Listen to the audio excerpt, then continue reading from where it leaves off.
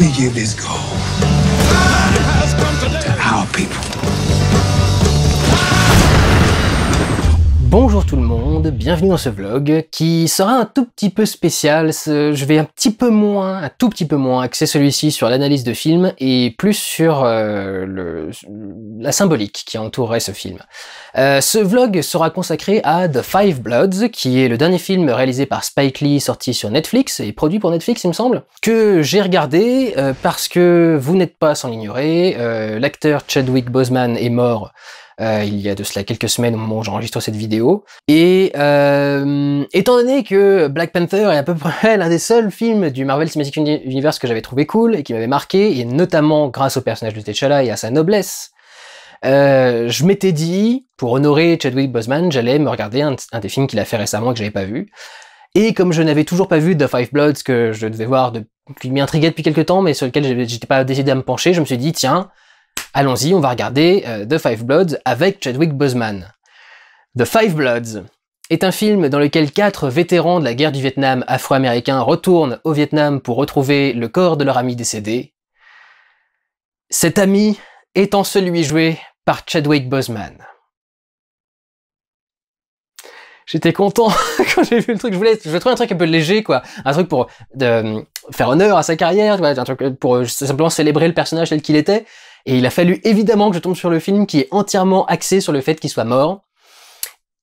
Mais quelque part, c'est justement ça qui est intéressant, et c'est un peu ça qui fait que j'avais envie d'en parler, c'est que le symbole Chadwick Boseman est assez important et assez fort. Il existait déjà un héros afro-américain qui était Blade, joué par Wesley Snipes, mais c'était, comme par hasard, le super-héros noir, c'était le héros gangsta, et qui avait un truc un peu plus dark, un peu plus edgy, etc. C'était pas vraiment quelque chose qui pouvait non plus t'inspirer, quoi, au sens général. Et Chadwick Boseman, quand il a joué le rôle de Black Panther, est devenu une sorte, quelque part, de modèle, d'exemple, en tout cas, suivi par beaucoup de gens, quoi, quelqu'un dont l'impact moral était très important sur les gens. Il a donné un exemple, il a fait, pour d'autres générations, bien évidemment, ça dépendait pas entièrement de lui, hein, bien sûr, mais il fallait aussi avoir les épaules pour le faire. Et c'est ça le truc qui est vachement intéressant, c'est quand les gens me disent « je comprends pas ce que t'as avec Black Panther » ou « je comprends pas ce que les gens en général ont avec Black Panther », Black Panther, c'est pas juste un récit de super-héros de Marvel au milieu du reste. C'est un truc qui est extrêmement sérieux, qui a des enjeux extrêmement forts, qui est pris très au premier degré, notamment les enjeux de responsabilité et justement de l'exemple qu'on veut donner en tant que symbole de pouvoir ou que représentant du pouvoir. Il y avait quelque chose de mystique qui était présent dans ce truc. C'était quand il était sur le tournage, il disait on est en train de faire le Seigneur des Anneaux version afro-américain en fait. Et grosso modo, c'est effectivement à ça qu'on pourrait le comparer, quoi. Le choc culturel, quelque chose qui a un fort impact, qui peut être compris par à peu près toutes les branches de la population, mais qui est spécifiquement là pour le coup destiné aux Afro-Américains. Il a fait pour les Afro-Américains quelque chose de vachement impressionnant et vachement intéressant. Et ce qui est très bizarre, c'est que du coup dans ce film, il a exactement ce rôle-là. Le personnage qu'il a s'appelle Stormy Norman, et c'est littéralement une sorte de gourou en fait. Ces 4 potes qui viennent chercher son corps là des années après la guerre, tu as des scènes où tu les vois, en fait ils l'écoutaient mais religieusement, c'était le mec qui leur faisait une éducation sur l'histoire afro-américaine, aidé en cela par la propagande vietnamienne qui encourageait les tensions, notamment au sein de l'armée américaine, notamment raciale, en expliquant aux Afro-Américains certains pans de l'histoire afro-américaine qui est souvent passé sous silence dans le livre d'histoire, notamment par exemple le massacre de Tulsa qu'on a vu récemment avec la série Watchmen. Et du coup, il y a vraiment ces scènes où il est le gourou sur son fauteuil en train de parler aux 4 qui sont limite assis à genoux devant lui, en train de leur faire tout un récit, en train de leur montrer un tas de trucs, et il est en train de leur inculquer des valeurs importantes, enfin en tout cas pour eux et pour le personnage de Spike Lee notamment, qui est quelqu'un de très très engagé dans la défense de la culture afro-américaine, noire en général. Et du coup tu te retrouves avec un film qui est probablement l'un des derniers films qu'il est sorti, qui pourrait être tout à fait une métaphore de la vie de Chadwick Boseman en fait, et de l'impact que Chadwick Boseman a eu sur le milieu d'Hollywood, sur le milieu des super-héros, sur les Noirs américains partout aux États-Unis, quoi. Il est devenu un symbole particulier, et ce symbole est retranscrit presque tel quel dans le film, et je sais pas si c'était volontaire de la part de Spike Lee, Ce qui, quelque part est volontaire, c'est que il voulait quelqu'un qui impose ce genre d'aura, en fait. Et c'est vraiment ça qu'avait Chadwick Boseman. Il avait ce genre d'aura. Je sais pas ce que c'est dans cette façon de parler, si c'est ce côté cool et relax, et en même temps très droit et très noble. Un mélange de royauté et de nonchalance qui était particulièrement intéressant, et qu'il était particulièrement doué pour retranscrire, en fait, Chadwick Boseman. Donc, je trouve qu'il y a un symbole qui est très intéressant avec ce film. Il y a quelque chose qui est fort quand même dans une image pareille, dans le fait d'avoir un acteur comme ça qui est... On se dit quand même, en revoyant, j'ai revu Black Panther justement le jour de la mort de Chadwick Boseman. Et quand tu revois le film et que tu te dis, il a tourné tout ça après de la chimio, il a tourné tout ça après des opérations. Ce qu'a accompli ce mec, malgré ce qui était en train de le ronger intérieurement, enfin c'est incroyable quoi. Et évidemment, on parle de Black Panther, mais c'est un acteur qui était beaucoup aimé à Hollywood, parce qu'il faisait des performances qui étaient vraiment très intéressantes, c'est un acteur qui était vraiment doué, et moi c'est vrai que dans toutes les performances où je l'ai vu, je l'aimais beaucoup, Marshall par exemple aussi, où il jouait un rôle très intéressant. Et c'est d'autant plus intéressant qu'en fait, faut noter que presque tous ses rôles sont des rôles, justement, de personnes qui ont marqué l'histoire afro-américaine, en fait. Il a joué beaucoup de rôles comme ça, très marquants pour l'histoire afro-américaine, et je pense qu'on l'a presque toujours choisi parce que il avait toujours cette espèce de noblesse naturelle en lui, quoi, qui émanait naturellement de lui. Donc, je veux dire que rien que pour ça, bon, vous allez peut-être finir par pleurer comme une madeleine, hein, mais je veux dire que rien que pour ça, le visionnage de The Five Bloods est plutôt intéressant. Pour passer un peu plus à une question de film maintenant et de mise en scène, c'est Spike Lee, et donc c'est pas juste un film quelconque, c'est un film avec une mise en scène qui est quand même vachement intéressante. C'est un film où il y aura énormément de grandes scènes de discussion filmées en plan séquence. Il y a quand même 4 personnages qui sont souvent en train d'interagir avec un ou deux autres personnages, et il y a des tonnes de scènes qui sont vraiment des grands dialogues de 2 minutes, 3 minutes, peut-être 4 minutes, en plan séquence. Il y en a un qui est très marquant, où ils viennent d'arriver au Vietnam, ils sont avec leur guide, et ils sont en train de faire un travelling arrière sur une des rues principales, et le plan est magnifique, il est de nuit, avec du coup toutes les lumières de la ville qui sont derrière, avec les mecs qui font voler ces espèces de trucs à la con, là, ces espèces de frisbees de merde qui font de la lumière et qui montent dans le ciel et qui redescendent ensuite, ou qui vont partout dans tous les lieux touristiques. Mais du coup, dans un film, c'est bien, ça ramène de la couleur, ça ramène des choses jolies, du coup, dans le plan. Et quand c'est un grand plan séquence comme ça, qui est constamment en mouvement, donc du coup il y a quand même quelque chose à l'image, mais c'est juste un grand plan séquence, ça fait une image qui est extrêmement vivante, et du coup ton regard est attiré un peu partout, et tu remarques presque pas que c'est un plan séquence, tellement t'es en train de regarder tout ce que tu peux avoir à prendre dans l'image, quoi. Du coup la lumière est très belle, avec cette lumière de nuit, ils sont éclairés par les lumières de la rue et tout, enfin ça fait un plan qui est magnifique. Il y en a un aussi avec je crois que c'est Otis, qui va chez une jeune Vietnamienne avec qui il a eu une aventure pendant cette guerre.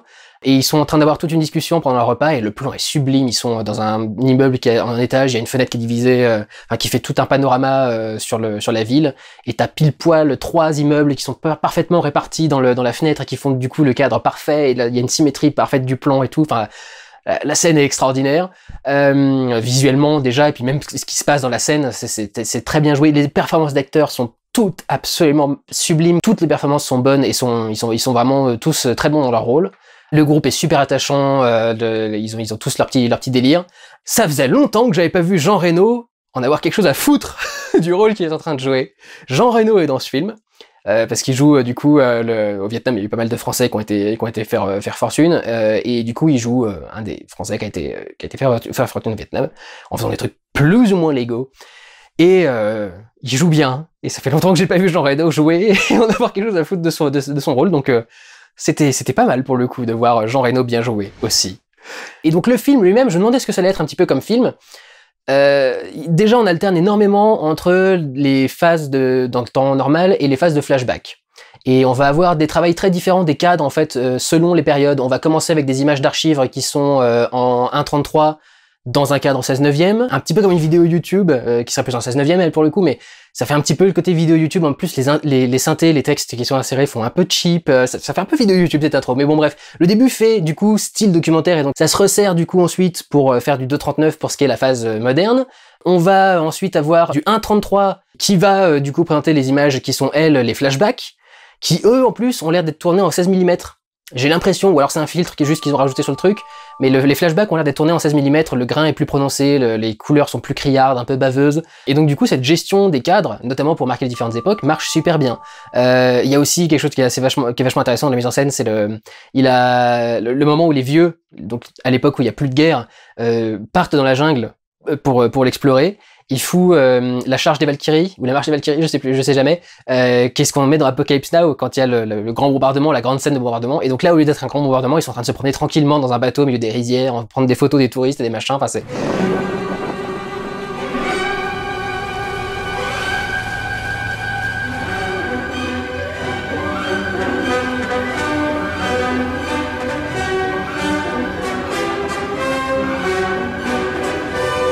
Il y a un truc assez ironique du coup qui marche super bien, mais qui est aussi un bel hommage cinématographique à ce monument du cinéma, avec lequel personnellement j'ai pas de grands atomes crochus, mais peu importe, ça reste un monument du cinéma.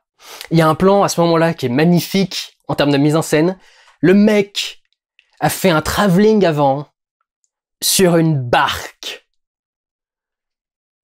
Le travelling, c'est le truc le plus encombrant et le plus lourd du monde. C'est un truc en plus qui se voit généralement quand tu dois installer des gros rails. Et le mec, il a réussi à faire un travelling du fond du bateau, de la barque, quoi, de la pirogue, enfin du truc qui est en train de minuscule qui peut à peine contenir les 4 mecs.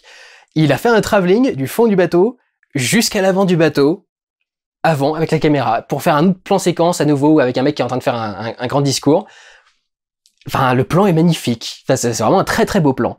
Et puis le dernier truc peut-être de mise en scène que je vais dire, c'est il y a un des 4 vieux qui est pro-Trump.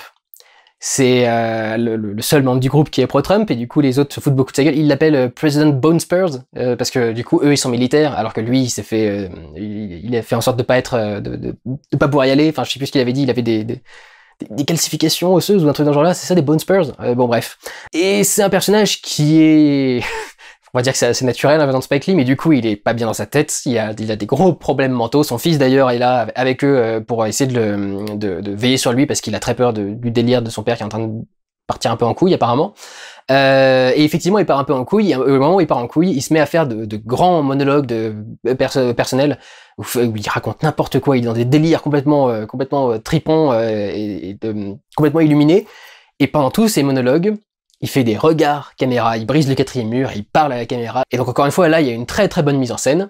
Et puis, il y a une tension qui est bien travaillée, même si tu la vois venir depuis longtemps. Tu rencontres un personnage à un moment où il te dit « je fais ça dans la vie » et tu fais « ah, ça va revenir dans le scénario ».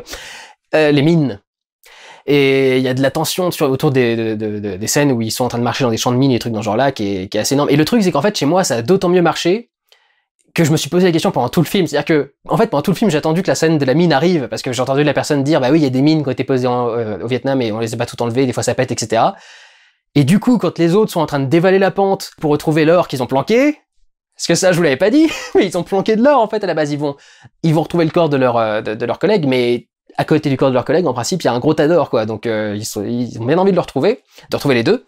Et tout le moment où ils sont en train de déterrer le truc d'or, je me suis dit, putain, ça va être une mine, ça va être une mine, ça va être une mine, ça va être une mine, ça va être une mine. J'étais comme ça pendant toutes les scènes où ils étaient en train de marcher, jusqu'à ce qu'enfin, il y ait une scène où il y a un truc qui pète, et je fais, je vous l'avais dit, putain, la mine!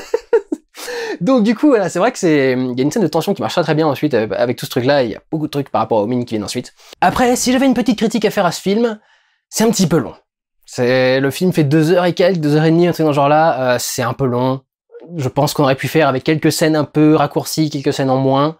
Même si je les trouve toutes sympas, il y a un moment où le film dure un peu trop longtemps et tu dis, ouais, ça devient un peu interminable là quand même. Mais grosso modo, tout passe très bien, donc. Voilà, si vous avez envie de voir un bon film tout bêtement, ou si vous avez envie de rendre hommage à Chadwick Boseman, un peu en retard, je l'avoue, hein, ma vidéo sort très très en retard après les faits, mais j'estimais qu'il n'y avait pas besoin de se précipiter non plus, ça aurait même plutôt été malsain et malvenu. Donc voilà, en ce qui me concerne, j'ai rendu hommage à Chadwick Boseman en regardant ce film, et je pense que c'est un des meilleurs films à regarder pour lui rendre hommage, parce que vraiment, c'est ancré à l'intérieur de l'histoire que ça lui rend hommage. Donc voilà, je trouve que c'est un film qui marche très bien, qui est très intéressant, et je vous conseille de le regarder. Prenez soin de vous, allez voir des films, ciao!